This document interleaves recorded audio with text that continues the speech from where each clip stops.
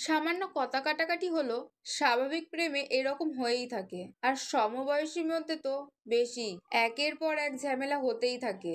এই ধরো ছোটখাটো ব্যাপারগুলোতেও তো এদের থেকে সচেতন আর কেউই নেই।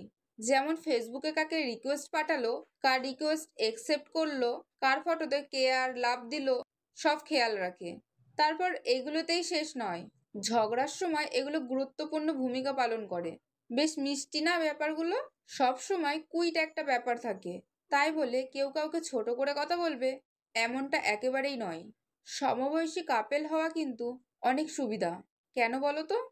একে অপরের প্রবলেমগুলো খুব সহজেই বোঝা যায়। ছোটখাটো প্রবলেমেও এই দুজন দুজনের পাশে থাকতে পারে। আর ঝগড়াটা একটু বেশিই হয়। মিষ্টি ঝগড়াগুলো হলো হাঁটতে হাঁটতে পা ব্যথা হয়ে গেলে কোলে তোলার জন্য বায়না, পিরিয়ডের সময় একটু ভালোবাসা আদর, ফুচকার গাড়ি দেখলেই খাওয়ার বায়না, ব্যাস আর কি।